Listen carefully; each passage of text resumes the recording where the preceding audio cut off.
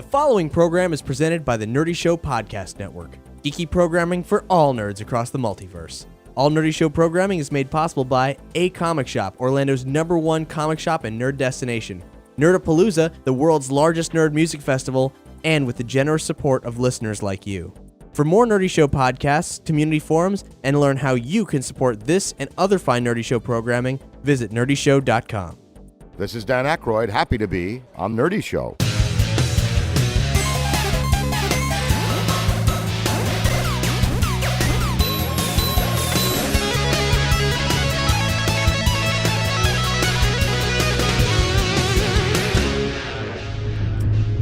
Welcome to Nerdy Show, a weekly podcast dedicated to every facet of nerddom, from comics and video games to science and technology. If it's geeky, we've got it covered. You're listening to part 2 of our Halloween special. I'm in the Ecto 1 with the Central Florida Ghostbusters. Say hi, guys. Hey. What's up? And you should totally listen to part 1. We're discussing some cool, scary topics that fans have given us. The Ghostbusters actually invited me out on a bust with them, except it's not really going to be a bust. They're just checking out a place that they get lots of calls for. It's an abandoned hospital, but nothing ever happens there. It's just a bunch of vagrants or stupid kids or... It's going to be boring. But, we got stuff to talk about, so... Yeah, we're going to talk about horror movies and horror video games, fan-requested topics. Here she is. Yeah. We are pulling up to the place right now. Lovely, isn't it?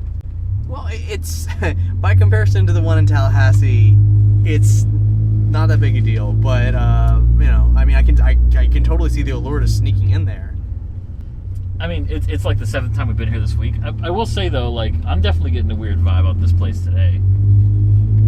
Well, why today? You've been really dismissive of it up to this point. Yeah, I'm a total skeptic, but at the same time, I mean, the more you... What are you a skeptic of at this point, LaForge? Because...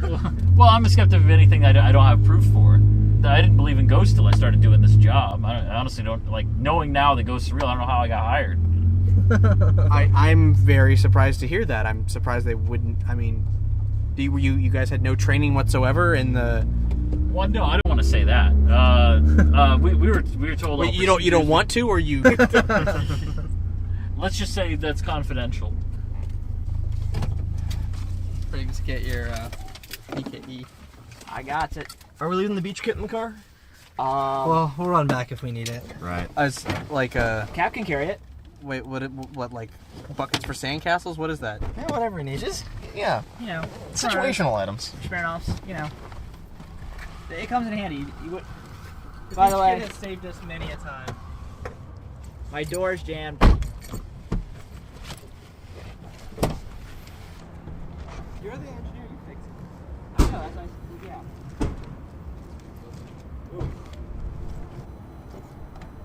Hey, Yo.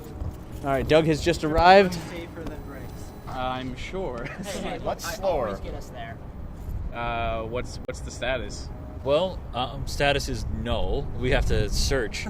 I'm sure it's going to be nothing again, but I mean, this you get to see the glory of being a Ghostbuster. 364 days out of a year. This is what it's like. Nothing happening. Let's be honest. It's not always glory. I mean, we probably won't find anything. We may just find some cans laying around and let you have a... Well, I don't know if we can let him have a shot with the proton pack. We can fire a couple rounds. Yeah, here, sign this. Yeah. We got waivers, right? Is that the PKE meter? Yeah, that's sorry. This is standard. We forget to explain this stuff because we're so used to saying, "Look, nothing. I don't see anything." Yeah.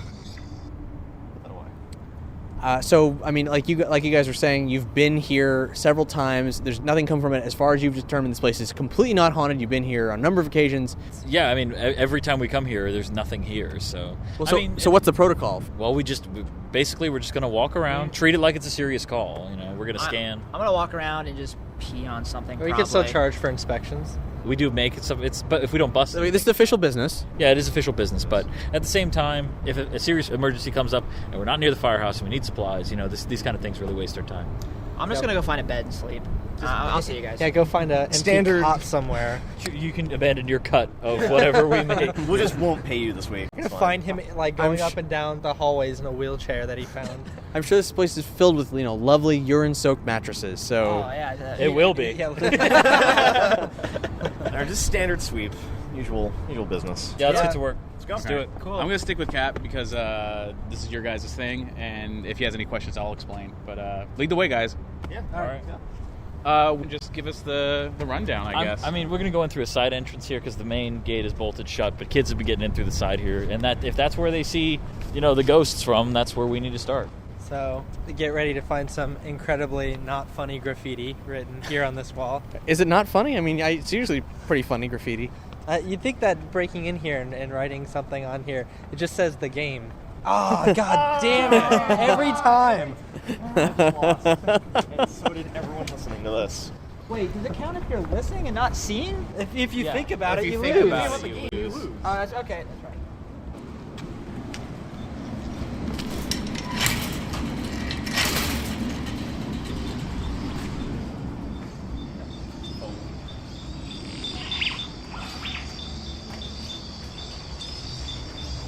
Okay, we through the gate and we are entering the building right now.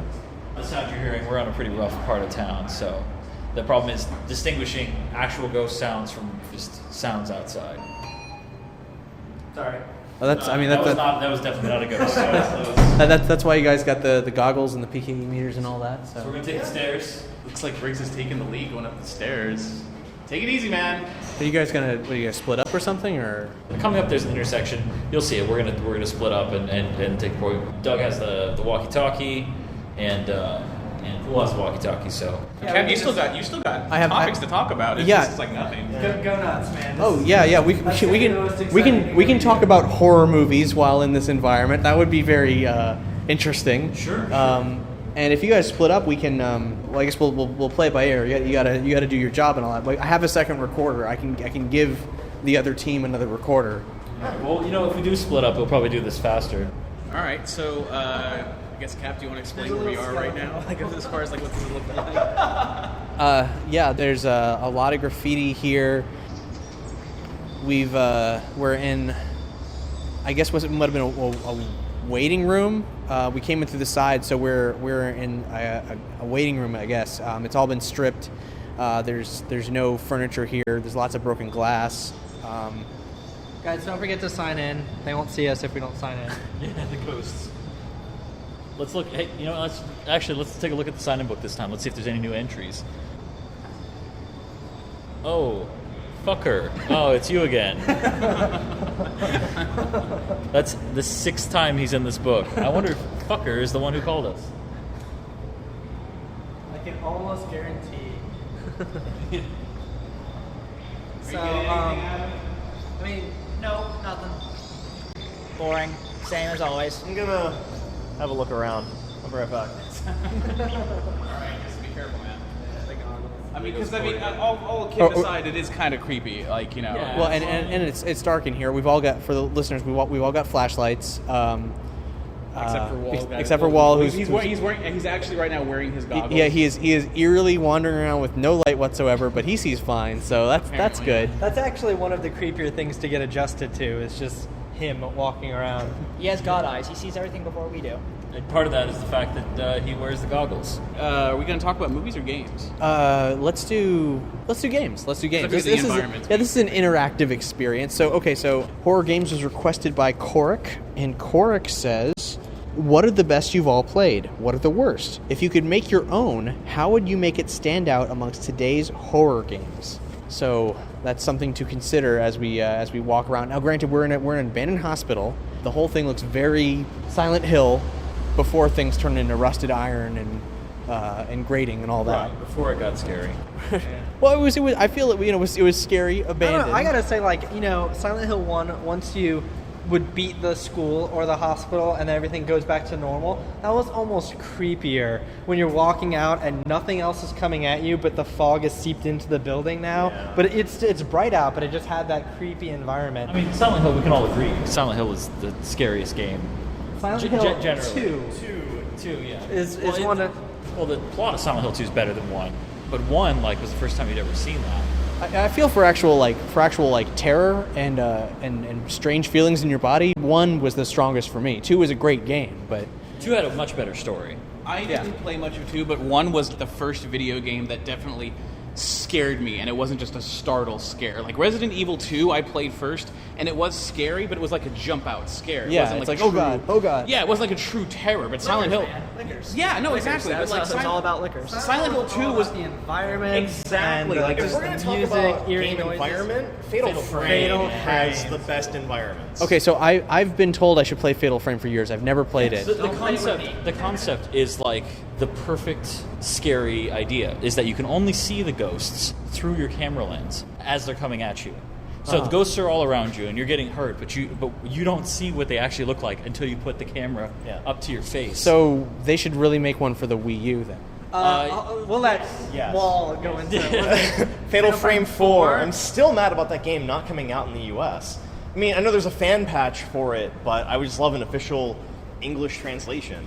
Namco blames Nintendo for it not coming out. Nintendo blames Namco. Oh, I remember this. Okay, so Yeah. there was going to be one for the Wii. Yeah, Yes. it's going to be it's great from what I understand. Was it like I remember the shaking the remote because your flashlight's going out? Yeah. Briggs is dancing down this corridor here.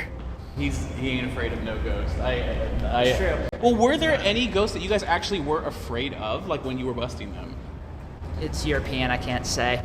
the giant snake, I think, was that was the one that really. I gotta say, because while we're on the subject of Silent Hill, creepy environments, the Orange Grove, the fog. Orange Grove's a little weird. The Sexton was terrifying. Like What's the Sexton? the Sexton was a ghost who had a. Yes, he had a. He did all those. He did. Throw us into graves, basically. He would dig graves and try and bury people alive. He possessed Briggs and made him walk through the Orange Digging Groves. the grove up, and it was fun. Let's just admit, it was fun. That was when you guys found Tobin. Yeah, that was when we met Tobin. Okay. Okay, so it's actually very challenging recording a large group of you. I'm going to split it up into 2 recorders right now. I mean, We'll cover more ground.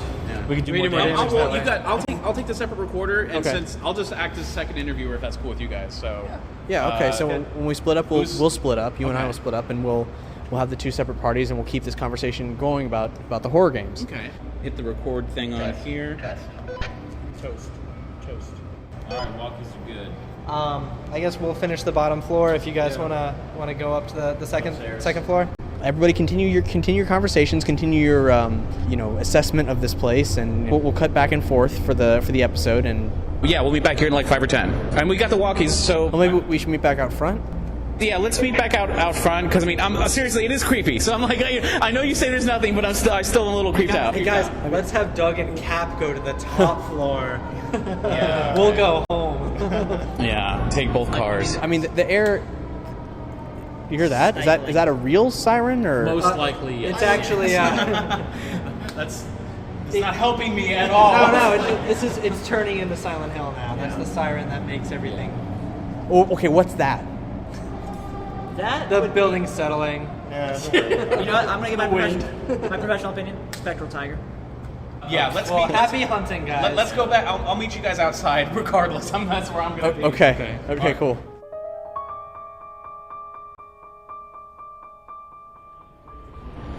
Didn't we just recently play through Fatal Frame? Like, most of the series? Yeah, 1 and 2, and most of 3. And I don't know, 3 was weird because you only visited the house in a dream, right? It was like you kept falling asleep and appearing back in the house, but tattoos, this weird tattoo. yeah, that's right, the tattoo spray all over you. But I never played any of the Fatal Frame, but it always looked really creepy. But I just was it PlayStation 1 or 2? It was PS2. Okay. But honestly, the thing about it was there'd be certain ghosts that you'd see throughout the game that sometimes, like, eventually you would find the history of, that one ghost who's notorious for grabbing children and throwing them down the well, and then you're like, that's creepy Long Arms ghost who's always appearing and scaring the shit out of me, or the ghost whose head is like hanging sideways and you realize it's a woman who like hung herself, or one of the best ones as far as creepy things that just happen, which one of my favorite things about survival horror games is when stuff just happens in the background,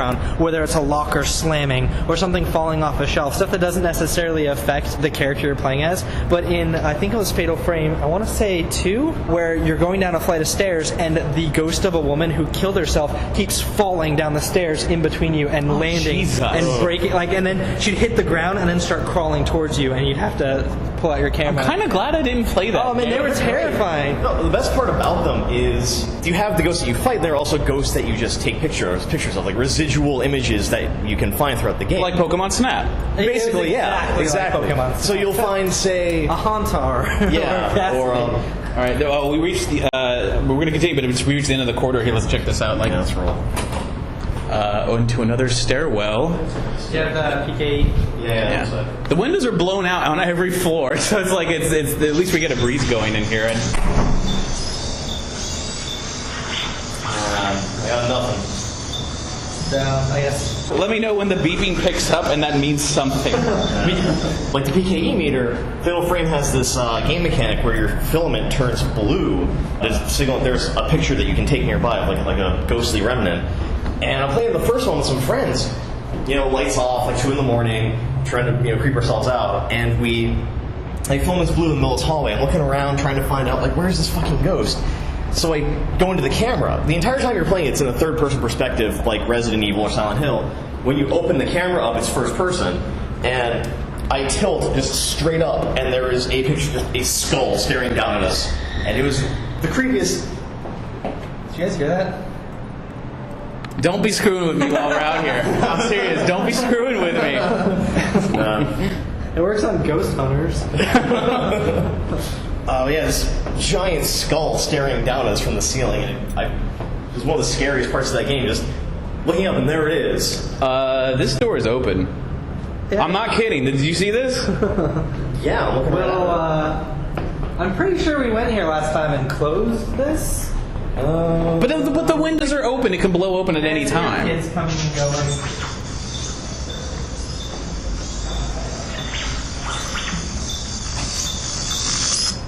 Is that any? Yeah, no, it's nothing. That's probably just a thing. You can see how. Well, I didn't. I have to note that Poole did lean his head out the door, look around, and then just immediately come back in. So I'm like, that's.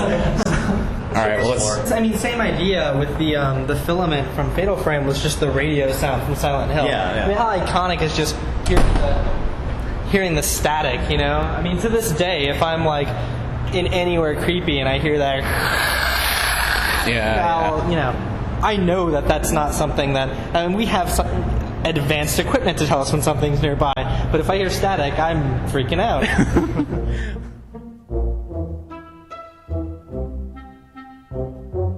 So we're gonna keep looking. I'm gonna turn on. Okay, so get my PKE meter in full swing, see if anything actually happened. Because that sound. Our Fatal Frame aficionados are gone, so we got to move on to something else. Obviously we're saying Resident Evil. Dead Space. Dead Space is scary. Yeah. I've played Dead Space a little bit, just the first one. It sort of struck me as sort of a Event Horizon, Aliens, The Thing kind of situation. Very much so, yeah. Oh yeah, absolutely. It's much more in common with The Thing than anything else. But I think the most scary thing about Dead Space isn't the aliens, the necromorphs. It's actually space.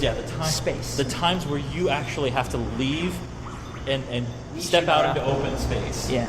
Well, the second game did more outside in space, and truly the terrifying moments in the second game were when you were outside in space. Because the second game was more action-oriented than the first game, which was very slow, methodical, and creepy as hell. There's a part in the second game where you have to realign a solar array in space, free floating. Yeah. It is horrifying. Sound. Yeah, there's no sound except for your breathing. You Oh can hear my inside god! your suit. Yeah. Oh my god! That sounds amazing. It is very, very well done. Oh, yeah. But then it got back to the action parts, which I thought were kind of bland, I'll be honest. Well, it was like a cheap version of Uncharted or Mass Effect, it felt like, Yeah. Or even Resident Evil 4. Yeah. Resident Evil 4 is a great game. Resident Evil 4 it's a great action game, and there's some very moody things early on, but it very quickly stops being scary. The thing I liked about the first Resident Evil was that it was the only one that actually had a good mystery. Because you were in this mansion that you had no reason to be in because you were chased there by zombie dogs. Yeah. And then piece by piece, just trying to get out of this mansion, trying to find a way out that isn't the front door because the zombie dog will eat you. You uncover this crazy conspiracy, and things are just super creepy the whole time. Whereas in the other ones, they try to make you have the same creepy moments, but it feels too much like an action game. So it's more about how quickly you can kill things instead of finding out what's actually really going on and being surprised by the kind of horrible things you see. Right. Yeah. No. I agree. That was a weird noise. Yeah. No, okay, so most of these rooms have been empty. There's like all like there's cans on the floor and everything. But do you know what? This is just a regular hospital. It wasn't a sanitarium or anything, or. As far as we're aware, it was actually a VA hospital originally, but I think they built another one elsewhere in Orlando afterwards. So it was like war veterans and stuff like that, but not. No, it looks like. Oh, no, I guess that wasn't anything. I got kind of a reading for a second, but. That'll happen from time to time. It'll spike and flux. Yeah, exactly. It's just normal. It could be somebody drives close by with an angry thought. Really, sometimes if it's angry. Really? Yeah. So if I think about something angry, it might spike. I mean, you have to legitimately be angry and be projecting anger. Like Mr. Burns, angry, kind of deal. Okay. Honestly, I'm a little. I'm not even gonna try. I'm not gonna even play with that just because I don't know. I'm a little. I'm feeling. I'm really feeling the experience here. Yeah, it's something you do get used to, but you learn that if you just put one foot in front of the other, eventually you're gonna bust a ghost, even if you're scared out of your mind. Yep, it's true. And I mean, Josh is the best at putting one foot in front of the other. Well, have you guys played Alan Wake at all? I haven't. No? I played bits and pieces. It was really interesting. Great environment and setting and whatnot. I thought. It's a scary game, but it's not a horror game. It's more like a thriller, almost like out of a novel. It's a psychological thriller. Yeah, and it's very novel-like. It's very influenced by Stephen King. And like, is The Shining horror or is it psychological thriller? Like, I would say the book is horror. The movie's more like psychological thriller. And I haven't read the book, so I don't really have a perspective on it. But I'd say it's more like the movie. Yes. Yeah. It sounds like it. It looks like we're getting a little strangeness here. Hey guys, have you heard anything? We're getting kind of a strong reading. Is he serious? That's good. Are you messing with Doug because he's freaking out? No, we're not messing with you at all. I've got my PKE meter open. It's not super strong, but it's the highest reading I've got from this area. And I'm not freaking out. I'm just a little weirded out. I mean, the location is definitely not helping, but all right, as long as they're hearing a reading wherever they are and we're not, then I'm fine. Yeah. You getting anything, Wall? He's not saying anything. Something spikes momentarily. Maybe on their floor, and you're getting it from the other floor? Yeah, ask them what floor they're on. Have you guys had readings at all on your previous visits here? No, not at all. What does this mean? I'm seeing like 4 lights and a sequence of a.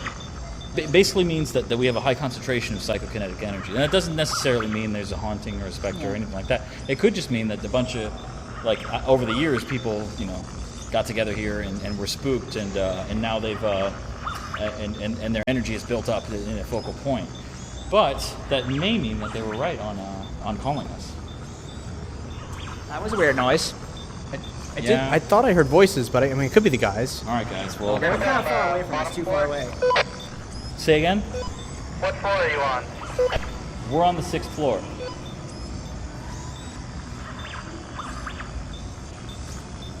Keep hearing more. Where are you guys?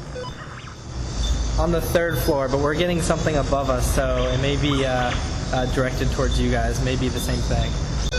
Let's. You guys want to meet in the middle? Is there a window down there? There is, yeah. There is a window. Okay, I saw a light. All right, we're on our way to meet you. I feel kind of bad because I was just looking, so my flashlight flickered for a second. But did you ever play Alan Wake on the 360? I played like the first chapter, the introduction thing, and then like the very next one. So it was pretty cool. I didn't get to go super deep in the story because I was just actually it was Bjornstad. I was playing at Bjornstad's house because he had the game and I was playing it there. It was very creepy and I wanted to play more, but I would have had to just stay there all night and play in the dark, and I wasn't about to do that. Especially a game that involves dark and light as the main mechanics. Yeah. I never really tried to play it. It sounded like it was like a very poor man's Silent Hill. Yeah, maybe. Well, it was trying to do like a Twin Peaks thing. Like it was like a television series, which I guess helped the fear aspect of it, where it wasn't like quite as terrifying as something like Fatal Frame. You definitely get into it and into the mythology of it. It was pretty cool. I would recommend playing. I didn't play any of the sequels though. Let's for safety's sake, let's start the proton packs. Okay. Yeah, you may get to see something cool. Yes. How would that be possible? I mean, you guys have like checked this place out several times. How would that? Well, it could just be people associating something wrong with an area. Right. It's also possible, I don't know, I mean, maybe in the time that we haven't checked it, there was a murder or something in here. I mean, we can't... That is possible. It's possible, I mean... It's unlikely. It's unlikely, but it is possible. Sorry, my PKE meter cut out there for a second. That was weird. That normally doesn't happen now. That's not a good sign. Well, Briggs is the mechanic. I fix things. There's that light again. You see that? Yeah, that is a little weird. What is that? I'm getting a pretty strong reading from it. That noise is like a generator or something. I mean, there's no power. I don't see any lights. Hold on, guys. We need to meet up now. We're getting something weird. Alright, we're on our way.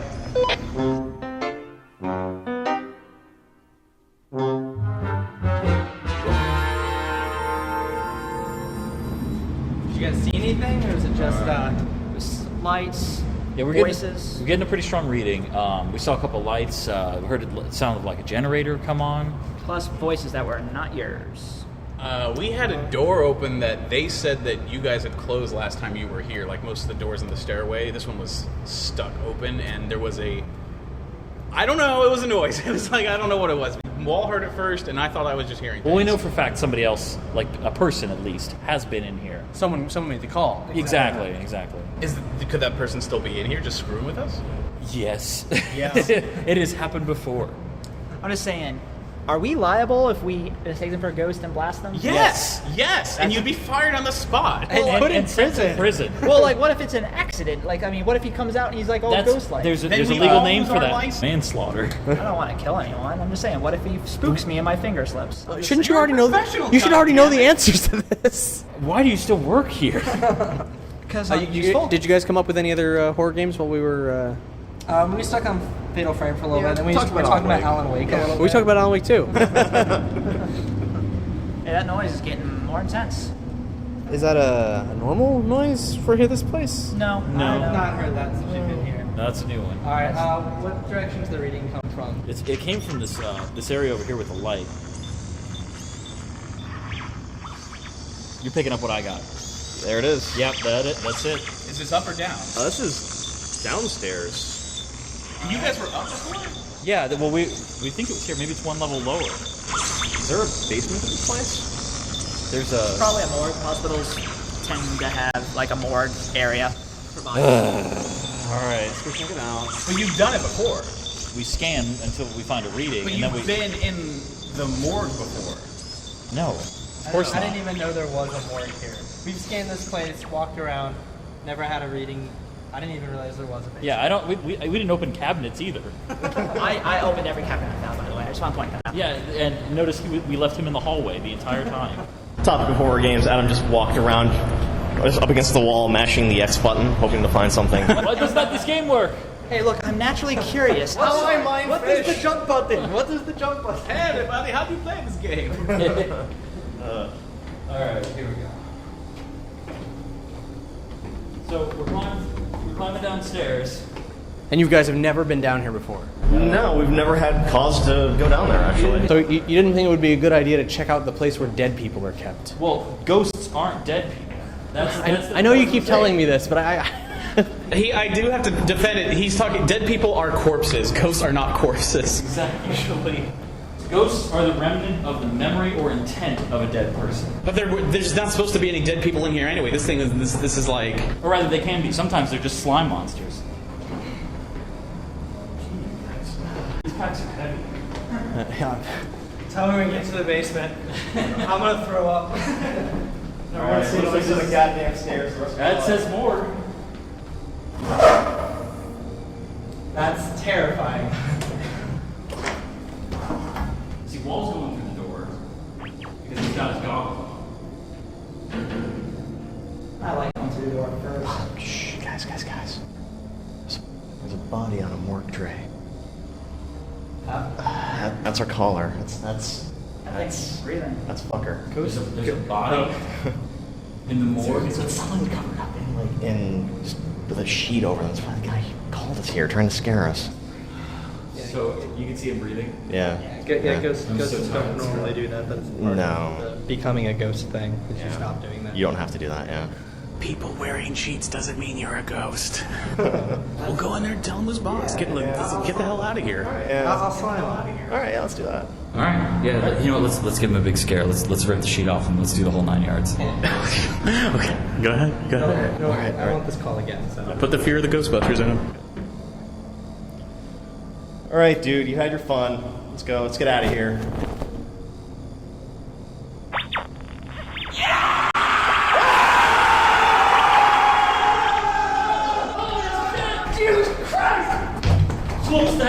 Okay, we saw something, some kind of a light. We split up. It's me and Pool and Wall right here. We're Ecto 1. We'll be at the Ecto 1. we're outside now.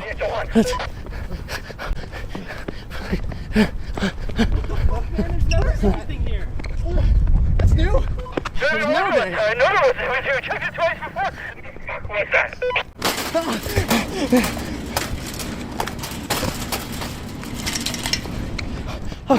Okay. Oh shit! What the fuck was that?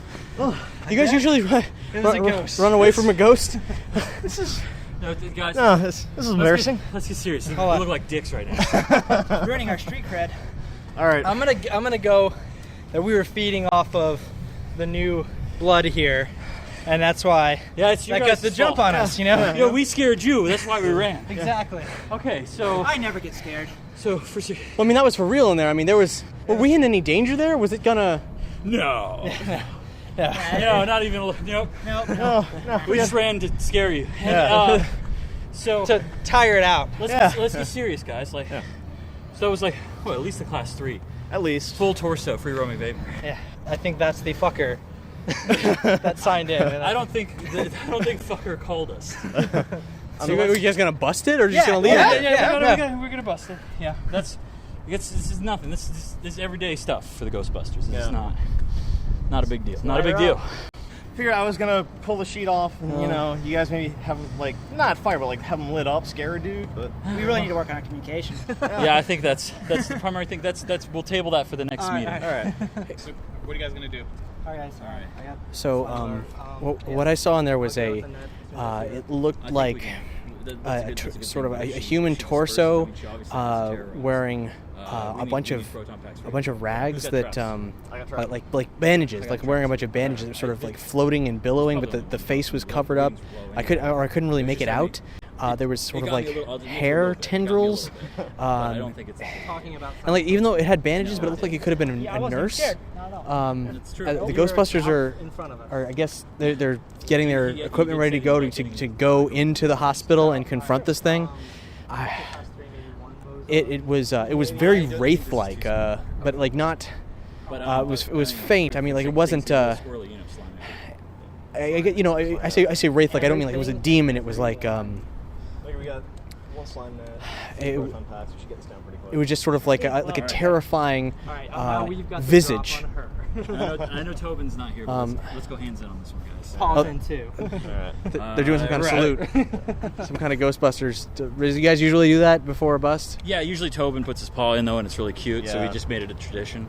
But now it feels weird because he's not part. That is pretty cute, I imagine. I mean, we are dashingly handsome. The dog. It's the dog. The idea of the dog. alright, It's like a cartoon. It's like a cute cartoon dog. Wait, put a game face. We gotta line up. Okay, so I'm following the Ghostbusters back towards the fence, back towards the hospital, and we're gonna try to find this thing and bust it, I guess. It's all quiet. There's nothing going on.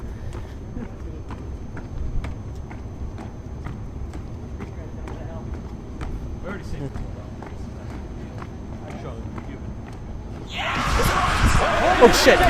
The ghost is loose. It's outside. It is outside. Get on the other side of her. It's floating around. The Ghostbusters are surrounding it. They've got their packs are charged, and Can you get it with the net? they're igniting their proton streams. Oh my god! It's caught in one of the proton streams, and It's flying around though. It's putting up a lot of fight, I guess. It's got those the bandage tendrils are flying everywhere, and oh man, it's coming to pull. It's loose. Oh shit! Oh shit! Oh shit! Oh shit! Oh shit!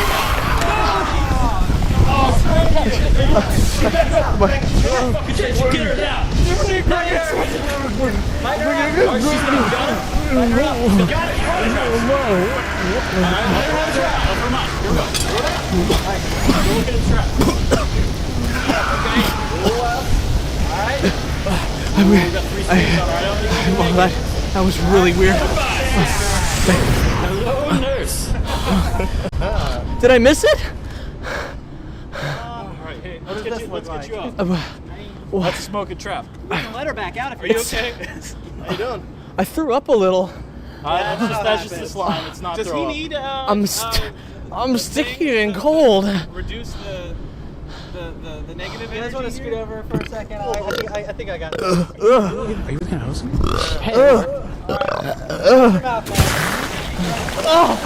Why are you slapping me more?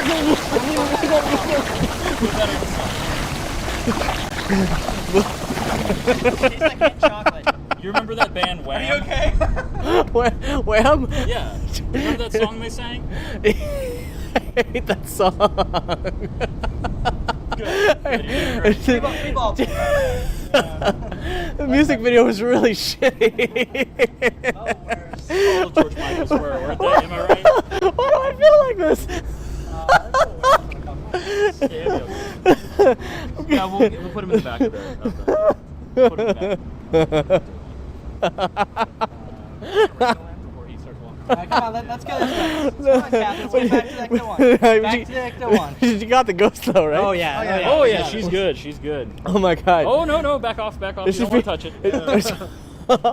See that smoke? That burns. I really feel a connection with her. She's gonna be okay, right? She's gonna be great. We got some friends for her to meet. It's gonna be a fun. Remember how unhappy she was? Reverse of that. I thought she was scary. I don't think she's scary anymore. I think she's I think she was just really upset. She was having a really bad day, you know? Not like you, bud. No, man. This has been Josh, thank you so much. This is so much fun. Oh, you're welcome. Glad you came. Glad to have you with us. You were a Oh lot my of god. Oh, I'm right? Yeah. Oh my. We literally don't have bait that responds this well. Let's get him a proton pack. Let's see how he does. Let's not do that, actually. I would love to. Can I just tear this place up? And just like. I mean, I'm for it. I think we should. I don't think that's a good idea. You know. Or we can always switch it. Mouth noises are fucking amazing. 1, 2, 3, not it. Why did everybody sound real bummed out just there? Afterwards, 1, 2, 3, not it. Not it. Hey, we got towels in the beach kit. And we got a hose back at the fire So station. far, we have 2 not it's. Not it. Not it. All right, I'll do it. It's a hose. It's a hose, and half that stuff disperses by the time we're done anyway. Whatever. It's on me. All right. Woo! Woo! Ghostbusters! I'm a Ghostbuster now! Oh, man. Buster made me feel so good! God damn it! Damn. Woo! Let's go!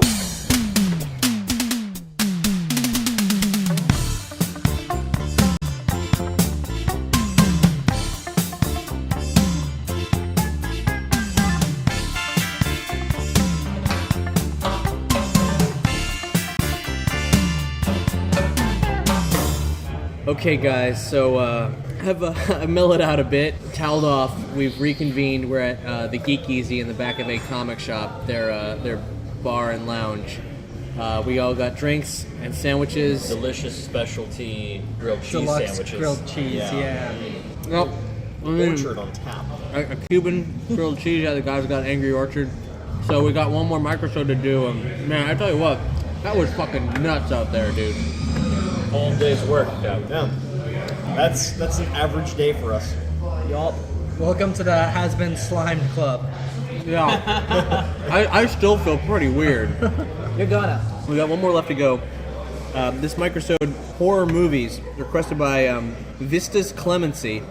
He says, I would like to request a topic that I am passionate about, horror films. I myself specialize in the found footage genre of horror, but I would love to get your views on the different genres of horror from slasher to Japanese-inspired films.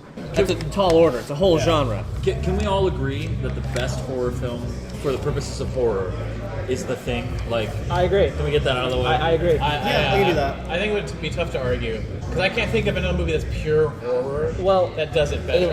Alien does a great job. Alien does a great job, but that's heavy on the sci-fi and less of a pure horror. But does it have to be a pure horror film to be a great horror film? Is that necessary? I think Alien's a phenomenal movie, but I think The Thing is a better one. Also, I need to correct myself because I just said that The Thing is a pure horror, but Alien may not be pure horror. They're both about aliens. Yeah. Bursting out of people. Versus the two of them, The Thing is written better, is way more complex, and at the end you're left with more scary questions than you started. Yeah, a good horror film. Do you think? I think a good horror film ends and you leave the theater terrified. Whereas like Alien, that movie ends and you're like, oh man, what a ride. Like that was good and that was intense, but oh man, the nightmare is over, hopefully. I'll still give it to Alien. Alien's Oh a great horror yeah. film. But when The Thing ends, you're just sort of like, what the fuck? You're looking at the people around you like, you. Yeah. Do The Thing. Like a good horror film leaves you with that paranoid feeling or like a scared thing, you know. I don't know, the one that makes you afraid to walk to your car after they get out. The best horror films are horror films that you can still experience in a natural state as an adult. Because I know that we got Empire Strikes Back on in the background here. If you guys are hearing weird noises, Millennium Falcon is landing on Bespin right now. So that's just how it happens at the Geek Easy. I know as a kid, I was like terrified of some stuff that I saw. I remember I would usually wake up really early to watch cartoons, and some days I woke up so early that I was hours away from that programming starting. I don't know how early it was. It was crazy early. One early morning, I think just to fuck with children, they were airing, and this is not even on cable, it's on basic television, they were airing a documentary on the Freddy Krueger series thus so far. And they were showing, I mean, it wasn't completely explicit or anything, but they were showing some pretty gruesome, horrifying stuff. Girl turns into a cockroach and gets crushed inside of her bedroom. That's the worst scene in any Freddy Nightmare on Elm Street movie. That one, I think, has stuck with me throughout the ages. Dude, I don't know. For Freddy, and as far as the slasher picks go, I've never been a big Friday the 13th guy. Loved Halloween. Love Halloween, too. Halloween's just great, but I mean, I think that's a lot of John I also love Carpenter. Halloween, too, but, Yeah. Which, and H2O. the same movie, just the second half of it. But Nightmare on Elm Street, man, I remember when I was a kid, I was in 5th grade, and I had a birthday party where my friends came over, and we watched the first Predator movie, the first Alien movie, and then Nightmare on Elm Street. Problem is that we watched them in that order. Right. So it's 1 in the morning, and we're starting Nightmare on Elm Street, and all of us are kind of dozing off because we're in 5th grade. I don't know why my parents agreed to this. And they wanted to laugh at you. Yeah, I know. And that scene where she's falling asleep in class and seeing her friend around the school in a body bag talking to her, like, traumatized me. Like, that just literally messed with my head. Like, the idea of, I'm done watching that movie. I'm going to go lay in bed and go to sleep. And see, that's the best possible way to see that film, because what I was getting is that, like, as a kid, those movies were terrifying. But as an adult, they're funny. Yeah. Like, This brings the thing. Would you call Nightmare on Elm Street a horror film? Absolutely. Or a It's- slasher film? No, it's a horror film. it's supposed to be a horror I film. would say that that's a horror. I mean, with slasher is a elements, but slasher's a I would say subset of the horror genre. I would say so. Halloween is a slasher horror. Exactly. But I think Nightmare on Elm Street is full Horror slasher, maybe? Like the other way around? I don't know. Well, there's a nemesis, and I guess that, like, a nemesis with knives is what constitutes a slasher film. But Freddy's so metaphysical, you know? If he kills you with his knives, he kills you with his knives because he's... Jason Voorhees is metaphysical. I think Jason Voorhees is just a fucking zombie. or he's his own mother. Yeah, he's his Like mom, Psycho. or he's a zombie with a knife. Well, he's obviously way more powerful than just a zombie because he gets fucking beheaded and all. And he ends up shit. in space eventually. Yeah, it's Yeah. true. The most canonical of all. Okay, hold on. Let's talk Hellraiser. Before No. we talk Hellraiser, That's just- raw horror. I can get. I will know go you off can. on I know you Hellraiser. can. I didn't grow up on Star Wars like most of the people at the table here, or Star Trek. I was horror films for me. That's a very special upbringing, Josh. Yeah. Which horror film as a child gave you the most nightmares? I can tell you, I'm a little ashamed. No, don't be. You were a child. Yeah, I was a child. Bambi. Bambi. He lost his dad. I only remember getting a nightmare based on a film when I was younger because I didn't know what the context was, and I just started watching TV, and it was later at night or whatever, and I was like falling asleep, and I watched the scene from Child's Play where the mom is like, talk or I throw you in the fire. I had no idea what I was watching, and then it's like, you fucking bitch. It scared the shit out of me, and I was just like, I mean, I didn't scream or anything, I was just a kid terrified watching a TV screen. I'm like, that was fucked up. And then, like, maybe, I don't know, like a month or so later, I just had a dream that I was in a mall somewhere, like in a toy store, and that Chucky just out of a pile of toys leapt out, stabbed me in the back, and pulled me to the ground. Why are you ashamed of that? That is what Child's Play was meant to invoke. Because the movie, I saw it again as an adult, and I'm just like, oh, it's not what I thought it was. Like, you had this, when you see a movie as a kid and it terrifies you, and then you're like afraid to go back and see it. Like, I know Nina, she was terrified of the wolf from Neverending Story. Yeah, but when you grow up and you see it, you're like, oh, it's not as terrifying as I remember. It is completely a fraction less. I think that is still the scariest movie nemesis. But there are still adults who still react very violently in horror films. Like, just like the shock, like, oh my god, don't go in there. Like, people react that way.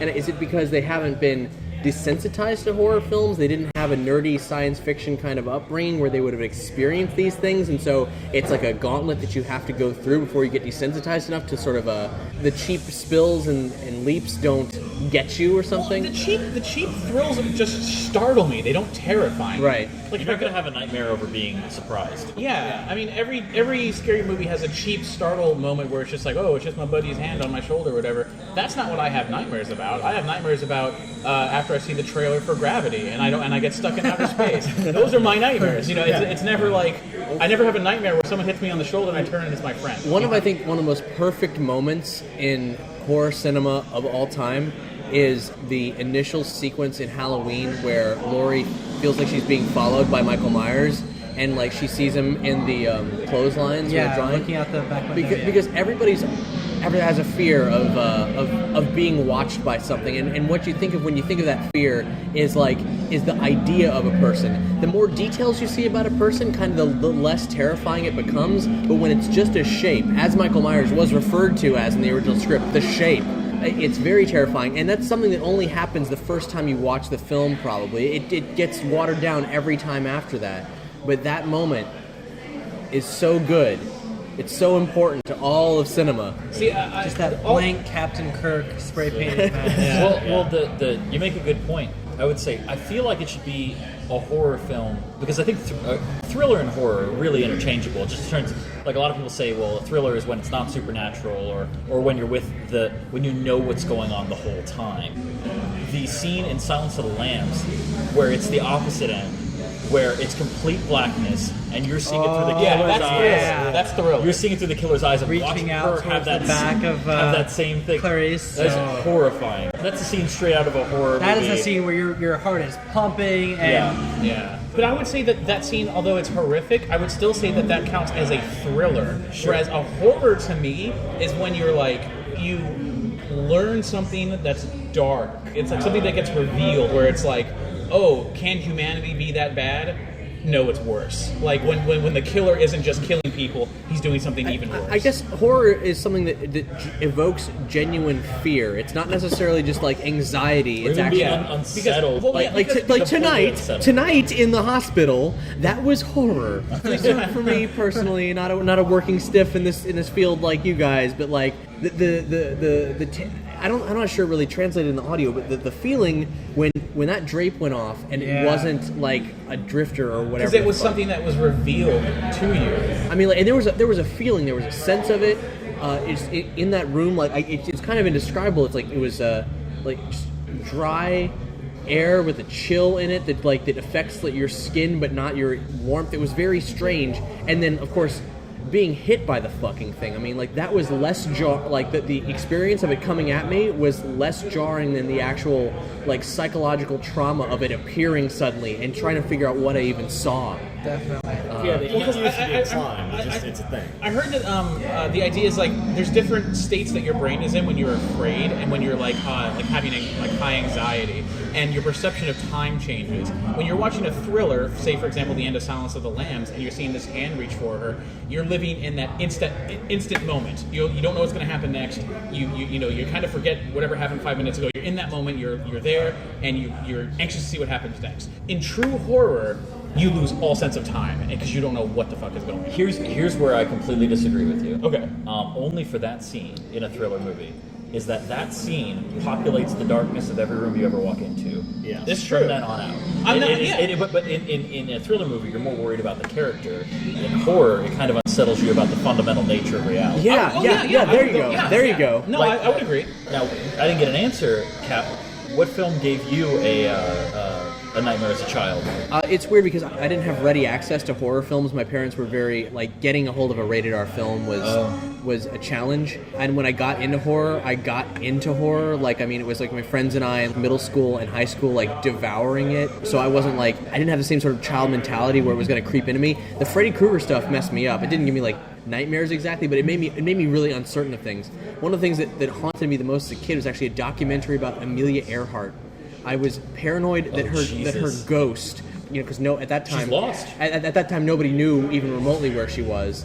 Now we figured out that she probably died on this island. Just how horrible it would be for her to be alone or whatever. That she could, she could be anywhere, and all we found were these fragments of where she was, and just the idea of a lost dead person staring at you while you're sleeping. I don't know why it was that. I think maybe I had a dream at the time that maybe projected that.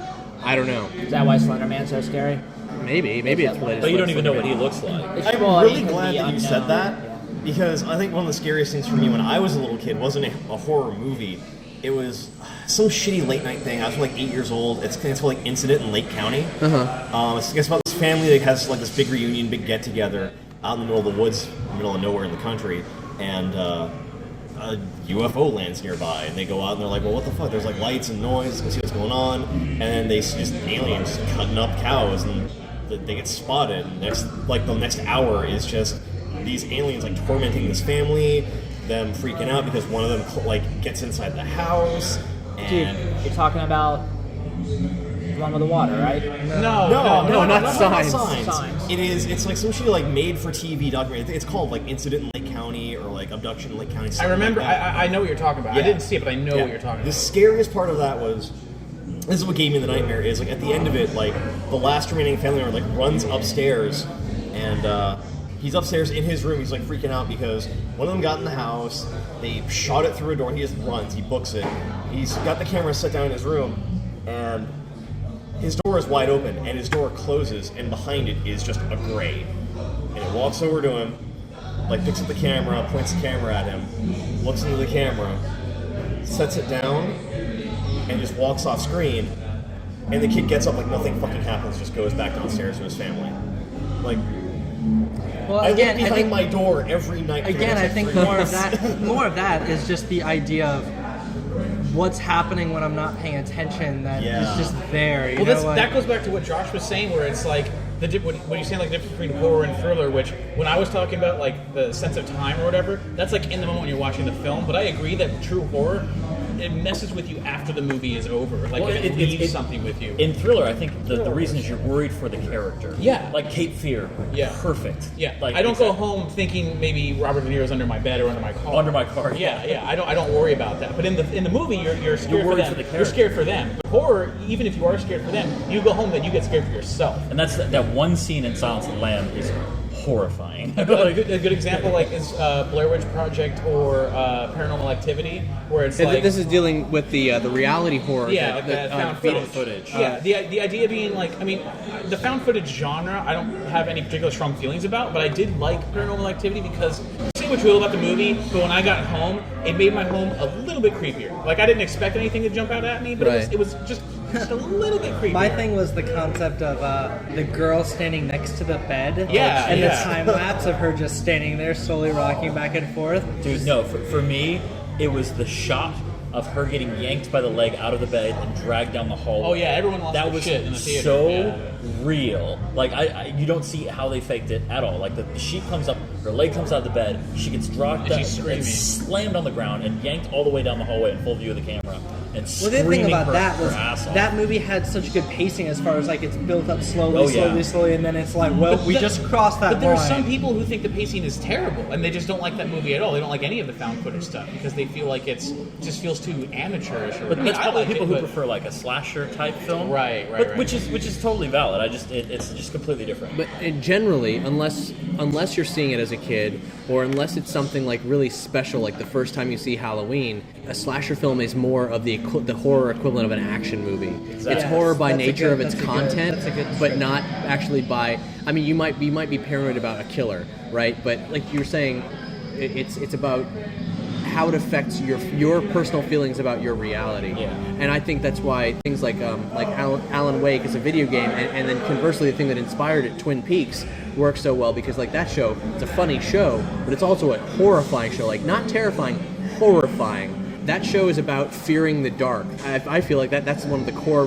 motivating things behind the show is a fear of the dark, a fear of the unknown. You go out to the woods without a flashlight on, and the entire universe is out to get you. You're as afraid as a human has ever been afraid in the wilderness, as a Cro-Magnon, right? Every day of my life, for me as a kid, because I mean, I was allowed to watch Poltergeist when I was 4. You know, like none of that stuff bothered me. That was a good one. I didn't see it very young, but I saw that one young. So yeah, Poltergeist is fantastic, and I loved it as a kid. But I think the one I watched over and over as a kid was The Gate. Have you guys ever seen it? With Stephen Oh my Dorff. fucking god! Okay, so I saw the Gate at a really young age on my non-cable television. This is how it happened. Middle of the afternoon.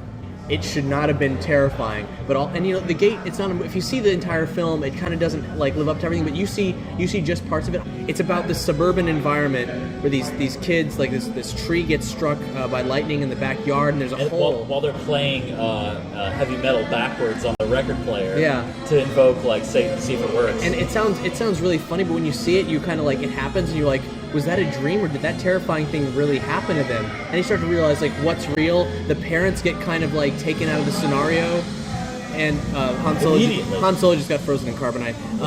It's very dramatic. And they talk about they're talking about when your house is being built, one of the guys who built it, he died on the job, and they buried him in the walls, and then it fucking happens like all this terrible the guy stuff breaks out of the walls and starts and chasing it's like, them. and you don't even see it fucking coming. Like at least not as a little kid. Like but then it just happens, and you're like, oh my fucking god. The point is that terrified middle of the day. You don't invoke this ritual that they invoked unless you want to use the power of hell, right? So, but they don't know that, and like They just think it's like Bloody Mary or whatever. right. And young Stephen Dorff, like child Stephen Dorff, is the main character, and like demons break into his house, and then a giant like Harryhausen claymation demon comes up, and like you think it's gonna like eat him, but it like bows to him and shit. He opens his hand, and there's an eyeball in his hand, looking back at him, and he's like, no, because he's turning into a demon.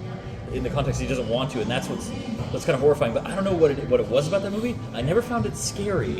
It was just really intense, and the kid was the main character, and I was all about it. I was like, I could do this shit if I were in his shoes. I think part Now of you're a Ghostbuster. part of it terrifying me, I think, was in a large part due to me not seeing it fully in context Sure. and not knowing what to expect. Well, the small demons are really creepy. They come out of the hole. There's like 20 of them. Yeah. They're like claymation tiny people. There's a children's film called Mother Goose Rockin' Rhyme, starring Shelley Duvall and Paul Simon and a bunch of other people. And it's a really cool, funky, late 80s, early 90s artifact. But I saw it as a kid, out of context, when I was in preschool. I'm pretty sure I know what you're talking about, actually. It has insane set designs. It's directed by a really, really great music video director who did the Tom Petty music video where he's the Mad Hatter. Don't come around here no more. But the thing about this movie is it's a world of nursery rhymes. The nursery rhymes start disappearing. And people just vanish. You're talking to somebody, you turn around, and they're gone. And this film is all live-action actors in bizarre sets. So I was watching this on like a half day or something in preschool. We never finished the film, and it's all about Jesus. And it was all about people disappearing and never coming back. And you'll go back to find somebody, and they're not there. You don't know. And it's like it was terrifying. I've got all these weird things that aren't horror movies that scared me as a kid. I think you're also describing the movie Identity with John Cusack. I don't know. I've never seen it. Oh man, dude! Did anyone here else see Identity? No. It looked pretty good, dude. I won't spoil anything, but I'll just say that it's like that movie starts off with like 8 strangers trapped at this hotel because the roads are washed out and it's raining or whatever, and people start disappearing, and it sounds a lot like that. Where people start first of all, people start getting murdered, then the bodies start disappearing, and just when you're like, what the fuck is going on? That movie had me hook, line, and sinker until the third act. And that's such a sad thing when you're watching. Wait, is that the one in it's in a motel? Yeah, the motel. I did see it. I just saw it in theaters, yeah. Yeah, and I just remember, like, third act happens, and I'm just like, oh man, just at the middle of the movie when everyone's disappearing and just when every character is realizing what the fuck is going on, something supernatural's got to be happening, then third act begins, and then I'm like, oh, that's what we were doing? Oh, okay. And I mean, the movie was good up until that point, but I don't remember much about it. I just remember being really let down at the end. Exactly, but it's like I'm trying to think of another horror film that may have done that was just like, oh, the setup is great. This is I have great. one. Yeah, what? Sinister. Oh, yeah, you're telling me. Sinister was the perfect example. Oh, of how you told me about this about, one. Yeah. About how you start a horror film. That movie had me 100%. It's about an author who writes criminal investigation books about real crimes that happen, and he got famous because a couple times he solved crimes after it had already been left for the wrong person had been convicted or things like that. Like that's this guy's job. Moves into a new house with his family, and he's like, yeah, no, I haven't written anything good in a while. This is gonna be the new one. This is gonna be the new one. What he doesn't tell his family is that he moved into the house that the last people were killed in. Like, it was a horrible murder, and you see the murder at the beginning of the movie on Super 8 footage. So it kind of crosses. I think I saw the trailer for this. This was recently? It was recently. Like last I'm year. telling you, up to the exact halfway point, this movie is the best horror movie you've ever seen. No joke, no exaggeration. It will get you hooked, line, and sinker. And it's the way it's filmed. Like, there's films because he's always up late, where his family is sleeping, and he's at the bottom of the screen, and there's just blackness behind him, and there's big black spaces on the screen, and you think at any moment, while he's watching these films that he finds in his attic of other murders, that something's going to pop out and take him, and it never happens, and it always just it's so unsettling the way it's filmed. And then at the halfway point, like, ghosts start showing up that he can't see, and if he can't see them, it doesn't fucking matter. It's just a cheap scare tactic. Right. It's meant to scare the audience, not to scare him. And then, like, the big monster or whatever, it starts making appearances in the film, and which kind of undermines the point of the movie. To go and do it real quick, the point of the movie is, if you see the image of this god of images, it gives him power. And his image, if you look closely, is in every one of the films he finds. So he starts looking at him more, and he zooms in, and he has it on his laptop while he's on making phone calls, trying to figure out what it is. And the whole time, you're looking at the image of this thing too, so it's really unsettling. It's like how the Ring, like, which I think was a brilliant, absolutely brilliant method. It's like that. And man, I remember they promoted the Ring by sending people press copies of the footage that you see, and I was in a comic store, and it was just playing on the TV screen. I was like, what the fuck is this? And then when my friends realized what it was, we're like, oh my god, we don't have long to live. we're going to die soon. In Sinister, the problem is that you see the image of him, and it's just on the screen the whole time, and it just unsettles you every time you see it, because you know what you're looking at, and the fact that you're seeing it, and everybody in the audience is seeing it too, gives the character in this movie power. Right. But then, like, it'll do cheap stuff where when he's not looking, exactly halfway through the film, when he's not looking, the image will turn and look at him and then go back to normal. And that's just cheap. It's cheap and the main stupid. character didn't see it. The main character doesn't see it, and it doesn't matter. It's not looking at you, like it's not part of the story that happens to the main character. But I recommend seeing it because it does so much stuff right up until the halfway point that you really want to find out what happens. And then when it does, you don't know why. It's hard for you to figure out why you're underwhelmed, but it's some of the best found footage horror you've ever seen in your life. I was going to say, the found footage thing, this could tie into the Japanese horror film thing, because I don't know much about Japanese horror films, but when Paranormal Activity came out, it was a huge hit. But apparently it was a huge hit in Japan. Japan made an unauthorized sequel to Paranormal Activity. Have you heard about this? No. Yeah, It's called Paranormal. It's basically a remake of the first film but in Japan. But it's called like Paranormal Activity 2 Tokyo version Drift. or whatever. Yeah, Tokyo Drift. It may as well have been. So like the first Paranormal Activity is just two people, they move into a house, and the one girl, she has experience with demons. In the Tokyo version, it's like this I think it's a brother coming home to his sister, but he's been in an accident recently, so he's paralyzed in a wheelchair or something. It's just way more tragic and just like way more sad. And then these people get shit on by a demon. Like it's like let's take a scary idea that happens to normal people, but now let's make those people really tragic and like just in a terrible situation, living in a small Japanese apartment, and now all this terrible stuff happens. But apparently that was obviously unauthorized before the actual sequel to Paranormal Activity came out. But I remember through the Wikipedia finding it and being like, what the fuck is this? How many unauthorized Japanese sequels are there? Apparently there's a few. So you mentioned this earlier, The Ring. Let's go back to the Japanese. Significantly, well, this is the American version, not Ringu. Right. Although I will say, Ju-on versus The Grudge. Ju-on way better than The Grudge. I will say The Grudge got me in theaters. Yeah. Like, in theaters, solid. I remember I watched... And you know, the first Army of Darkness, that was one that I saw early that did a number on me. Evil Dead?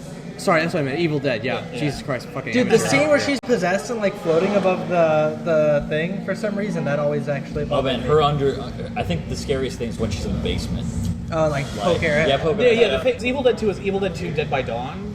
Yeah. Evil Dead 2 is a joke. Like, Yeah, Evil Dead 2, like, was it in number 2 or was it in the first movie where she's screaming, "Dead by Dawn, you'll be dead by dawn," slamming? I think that's in both, honestly. Because I can't remember which, but I remember seeing that, and the whole movie, like, it was creepy, but it didn't really, like, frighten me until she just starts repeating, "Dead by dawn, and for whatever Then it's reason. definitely the first one. Yeah, because it was just the second one. It's comical. No, the first one is just. I mean, I guess it was the first one, but I remember just thinking, this is unsettling. The fact that it's trapped, but it still is happy. Like, it still knows it's going to win, basically. And So, back to The Ring. Sorry, yeah. No, this is one of the cheapest horror things that's ever gotten me, and I was really ashamed of it afterwards. But I watched The Ring with my sister. I was probably in early high school, I guess. She was in middle school. We watched The Ring together late at night. Not even lights off, just like in the living room, lights are on or whatever. Movie finishes. And we're like, okay, yeah, that was pretty creepy. Yeah, this is pretty eerie. And it cuts back to the DVD menu, and it's completely silent, and it just shows like the video in the background, and then it makes the sound of a phone ringing, but it does it through surround sound, which we have set up. So it comes through our back speaker next to where our house phone is, and both of us turned and looked at each other, and our blood stopped. Like, it was just like, oh, Dude, whoever thought of that is a genius. My God, like, it Seriously. killed us. Because it wasn't like the beginning of it, it was like maybe 15 seconds in the DVD menu, just silence, phone rings, and both of us just, oh my God, it killed me. Like, that was way scarier than the movie. Like, Well played. That really is really It's cool. genius. The movie that scared me most when I was a kid was Pumpkinhead. Pumpkinhead. Wow. Pumpkinhead gave me more nightmares than anything. And I think it's just because of how it was like the Terminator as an evil monster that could not, like, that literally could not be stopped. Sarah Connor could not stop Pumpkinhead because you can't harm him unless you shoot Lance Henriksen. Which the Terminator did shoot Lance Henriksen in the Terminator, so she's fine. She's fine. No, but the idea that like his kills were so brutal too. Like, he would yank kids into the tree and carve a cross into their forehead and then jam his finger through their skull. It was brutal. It gave me nightmares as a kid for a long time. For some reason, for me though, like, slasher flicks have never like scared me. Like, I've never, because it's like, oh, killers are genuinely scary, regardless of whether there's a mask on them or not. Killers are bad. We all agree. And horror, ghosts, that never really got me. For some reason, it's always backwoods America. And I haven't even seen most of them, but like Hospital, like the Hills Have Eyes or the yeah, Crazies? for some Red reason, any State. of that stuff where it's just like, Red State, I'm in an Jesus. area where people have made up their own lines of the way that they're acting, and it's all inbred, and I don't know, for some reason that messes me Texas up. Chainsaw Massacre. Texas Chainsaw Massacre is Wrong probably turn. what started it. Yeah, like, oh God, for some reason that will... Now, earlier you brought up Hellraiser. Yes. You want to talk about that for a little bit? Hellraiser, I didn't see when I was a kid. I saw maybe 3 years ago. And still, to this day, Hellraiser 1 and 2, like, hold up and are amazing. Like, the Cenobites, absolutely terrifying. I think what's scary about the Hellraiser films is that they basically introduce these characters which are dressed as super butchers from hell. But the idea is that the most horrible things you can think of, like even the feelings of the most horrible things, experiencing those horrible things, are the best thing that somebody's ever gone through. for somebody. And that's what these super butchers are. They want to deliver that knowledge to you of how the most horrible thing you could imagine could be the best thing that's ever happened to you. And it's horrifying. Like that, especially in Hellraiser 2, the doctor. Yes. The lady drags him to the labyrinth that's ruled by Leviathan, and it shines the light on him and shows him everything horrible he's ever done. And he doesn't want to be there. He wants knowledge, but he doesn't want to become a Cenobite. But this box comes up and she shoves him in it, and he's like, no, don't!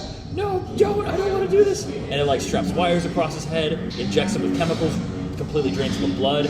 Like monsters suck on his face and drags him down the depths of the labyrinth. Cut away, the lady's arguing with the Cenobites, and it's like, listen, you got to help me because this thing, and you used to be humans. I know that now. You're not just demons. You used to be humans, but you turned into this. And they cut back, and the box comes back up, and the doctor steps out, completely transformed by this stuff.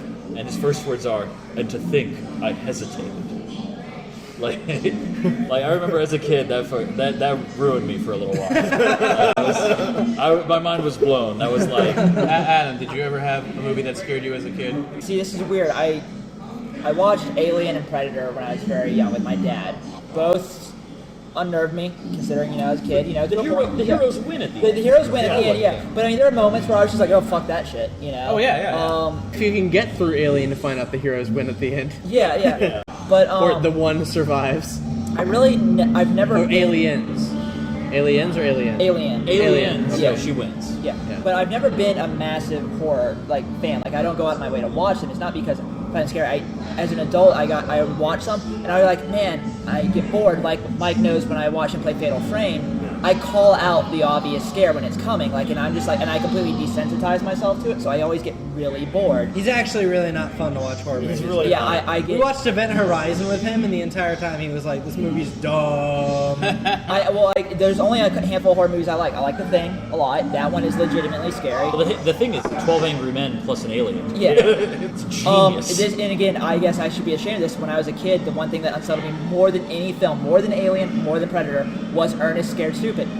I'm not going to lie. That's legit. They made some scary shit in there. Dude, I'm telling you, I went to go see Ernest Scared Stupid in theaters, and I remember I was creeped out by it. Yeah. I didn't freak out, but dude, several kids in the theater freaked out. One dad had to take his kid home. Yeah. They got up and left, and the movie wasn't even halfway over. Because I think the idea of these creatures turning children into lifeless wooden blocks, and they were creepy too. It was horrible. It defied physics because it would hide under your bed. You wouldn't see it until the last second and everything. Yeah. Colin from Nerdy Show, he had a horrifying experience we discussed in I think our obscure movies microsode. There's an anime called Unico.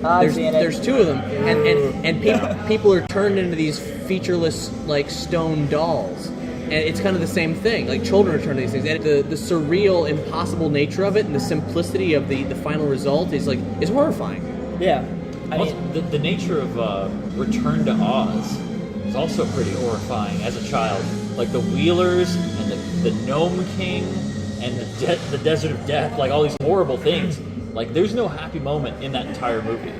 She starts in an insane asylum, escapes to Oz, which is horrible, and all her friends have been turned into lifeless statues, and she has to fight this Gnome King who lives in stone and will just appear looking at her when she's not looking. And a headless witch or whatever. Yeah, it's horrible. As an adult, Queen Mombi. One movie that still to this day unsettles me because is The Others. I don't know why. That movie still to this day, I'm just it's a good movie. It's what's coming, and you can do nothing to stop it. That for some reason, I don't know why, that movie bothered me more. It bothered me more than The Thing, and it bothered me more than any other horror movie. Also, the way the movie unfolds, I won't spoil, but just it makes you think about things. It's because it plays off your childhood fears of what's in the closet. My dad used to go, oh, better keep the closet door cracked a little bit so the boogie, or is it cracked or is it closed so the boogeyman can't get through? Well, it would make sense that it had to be closed that he wouldn't get through. I can't remember what it was, but but it plays off that exact that very simple childhood fear. If your dad's scaring you like that, no wonder you turn out to be a Ghostbusters. It wasn't. It's telling you the rules. Don't do this. The boogeyman's going to get you. Do this instead. Thanks, Dad. Was your boogeyman a spectral tiger? I did live with the Grimoire for a while.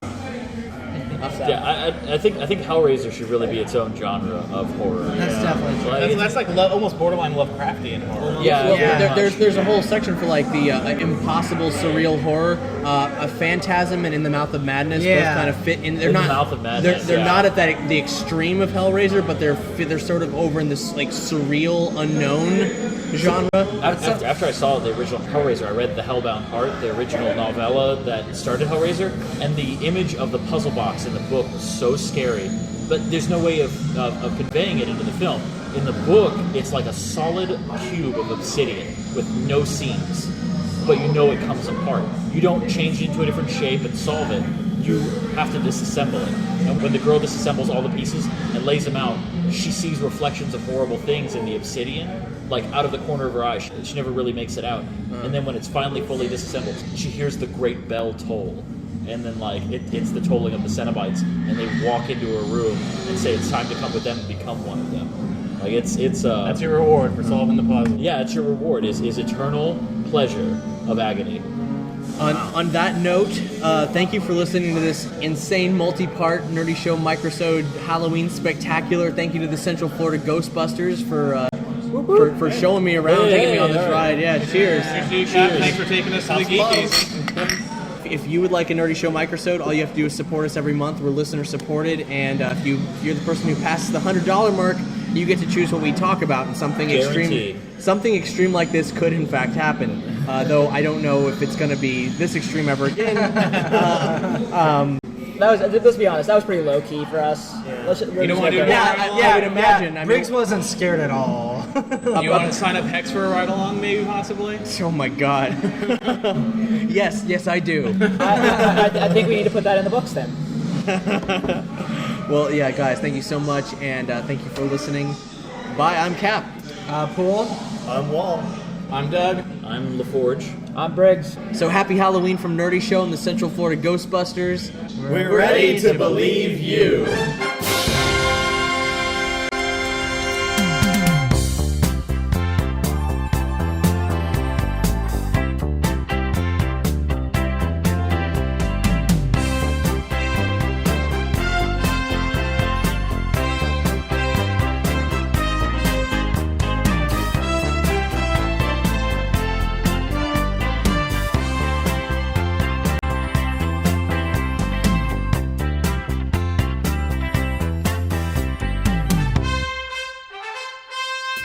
Hey guys, thanks for listening to our Ghostbusters special. And if you like this episode, you may also be interested to know the Ghostbusters of Central Florida also ran into the cast of Derpy Show in their most recent episode, which we'll link to on this episode's page. If you'd like more info about the Central Florida Ghostbusters, all you gotta do is go to nerdyshow.com/Ghostbusters to get extensive information on all their adventures. And if you thought this adventure was crazy, you might want to check out the other paranormal happenings that have happened to myself and the other Nerdy Show crew over on the Nerdy Show Prime tab. Specifically, you're going to want to look at the Curious Case of Dean Wallace, Nerdy Show Declassified, and our Life Day Spectacular. We'll link to all those on this episode's page. All in all, it's been a pretty haunted Halloween and a very action-packed October. If you hung out with us at Nerdapalooza and you know who you are, it was amazing seeing you guys. We'll have pictures of the Nerdy Show cast and crew meetup on our Facebook page, and our entire Nerdapalooza coverage, featuring all the band's performances and all the Nerdy Show interviews and segments, will be posted on our YouTube channel shortly. Stay tuned for details on your favorite Nerdy Show social stream.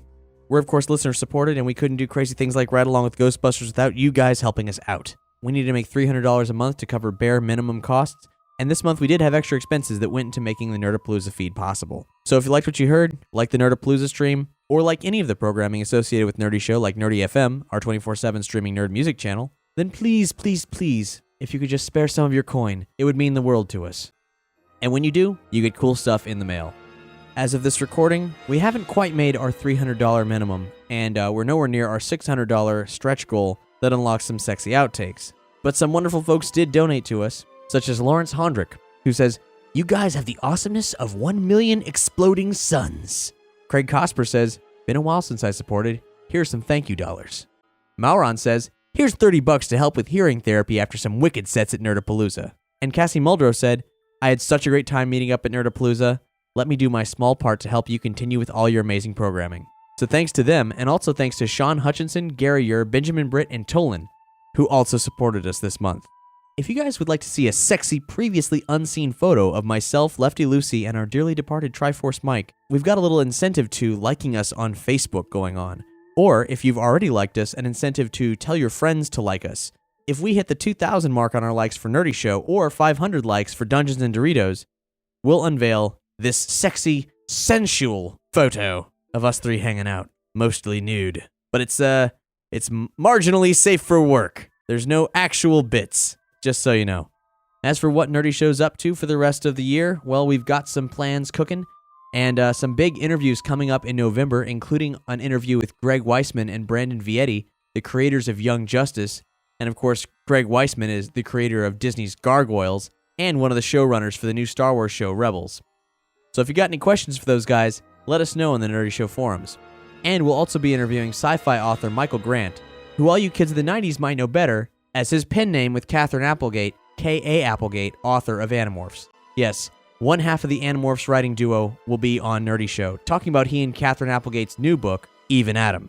But of course, there's going to be some Animorphs discussion. How could there not be? So thanks again to everybody who came out at Nerdapalooza, and everybody who tuned into the stream. If you're a new listener, welcome. Really glad you're here. Let us know what you think. And thanks to everyone who supported the show. We truly could not exist without you guys. We've got more cool stuff coming up throughout the rest of the year, and of course, into the new year. Hope you guys have a safe and happy Halloween. And if you do any cool pumpkin carvings or costumes, why not post them on the Nerdy Show forums, or tweet at us, or Facebook at us, because we'd love to see them. Taking us out, a track that I've closed a number of episodes with in the past, but I can't help it. It's my favorite Halloween jam of all time. It's finally been officially released on his brand new album, Duke 2. It's Candy Creep by Mrs. Paintbrush. Happy Halloween!